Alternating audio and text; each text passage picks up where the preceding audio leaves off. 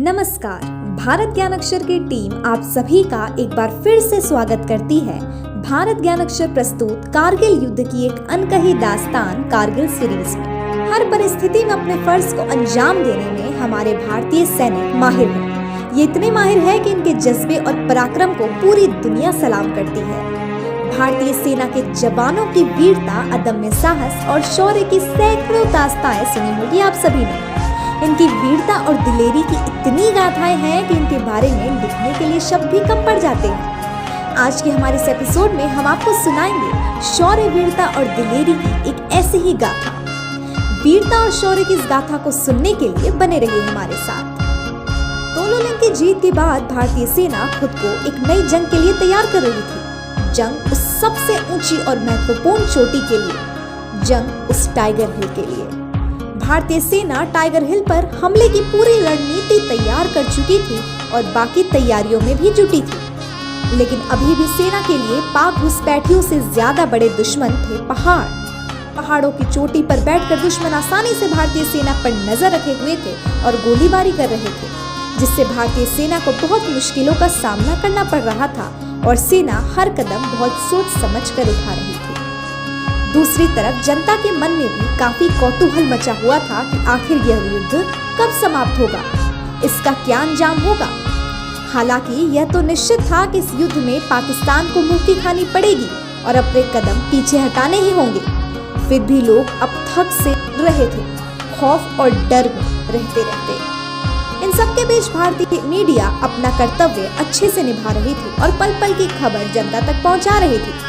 कारगिल के युद्ध में आगे क्या परिस्थितियां रही, कैसे भारत ने युद्ध जीता और पाकिस्तान को अपने कदम हटाने पड़े, ये सब जानने के लिए हमारे साथ बने रहिए। आइए आप सभी को और इंतजार ना कराते हुए सुनाते हैं वीर शहीद धर्म सिंह की वीरता की गाथा।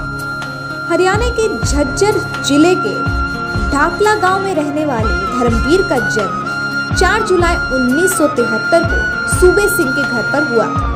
जुलाई 1992 को बरेली में वे सेना में भर्ती हुए। उस समय उनकी तैनाती 79 माउंटेन ब्रिगेड में हुई थी, लेकिन बाद में उन्हें जाट रेजिमेंट में भेज दिया गया। धर्मवीर सिंह के परिवार में सैन्य पृष्ठभूमि रही और कई पीढ़ियों का असर धर्मवीर पर भी पड़ा।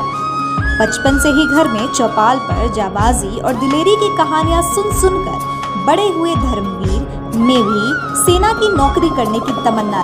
वही सेना में जाकर दुश्मनों से लड़ना भी चाहते थे। अपने साथियों के बीच चर्चा में अक्सर वे दुश्मनों से लोहा लेने की बात करते थे। कारगिल संघर्ष में उनकी टुकड़ी मोर्चे पर तैनात थी। वही आमने सामने के संघर्ष में धर्मवीर शहीद हो गए। बात है 6 जून 1999 की, जब जाट रेजिमेंट के जवान धर्मवीर अपने साथियों के साथ कारगिल मोर्चे पर तैनात थे। सुबह के करीब 4:30 बजे काउंटर अटैक हुआ।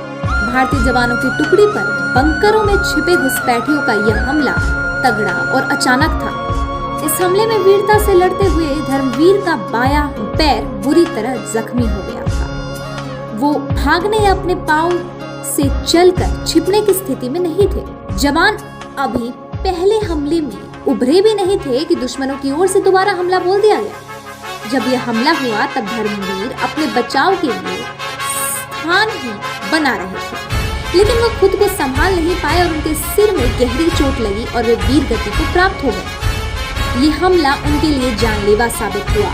धर्मवीर के परिवार में मातृभूमि की रक्षा में प्राण न्यौछावर करने की परंपरा रही थी, जिसका उन्होंने निर्वाह किया। वह अपने परिवार में शहीद होने वाले पहले सदस्य नहीं थे। 1971 के भारत पाकिस्तान युद्ध में भी इस परिवार ने एक और सबूत खोया था। धर्मवीर के चाचा महा सिंह इस लड़ाई में शहीद हो गए थे और दूसरे चाचा शाम से आंख में गोली लगी थी, जिससे वह जख्मी हो गए थे। उनके दादा उमर सिंह भी सेना में थे। कारगिल युद्ध में वे धर्मवीर के साथ मोर्चे पर तैनात थे। उन्हें धर्मवीर का शव लेकर भरे मन से घर आना पड़ा। कारगिल युद्ध में भी इस परिवार ने शहादत देकर अपनी पारिवारिक परंपरा को आगे बढ़ाया। जब धर्मवीर का पार्थिव शरीर उनके गांव पहुंचा तो पूरा गांव शोक में डूब गया। शहीद धर्मवीर के पिता ने अपने बेटे पर फक्र करते हुए कहा, मेरा बेटा अमर हुआ, उसका सदा नाम रहेगा।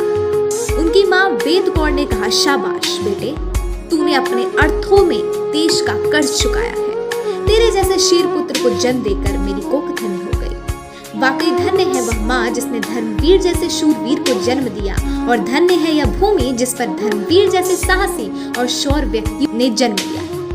बहुत सही कहते हैं लोग कि शूरवीर पैदा नहीं होते, शूरवीर तो भारतीय सेना में बनते हैं। आज के एपिसोड में बस इतना ही। बाकी एपिसोड देखने के लिए भारत ज्ञान अक्षर से जुड़े रहिए। धन्यवाद।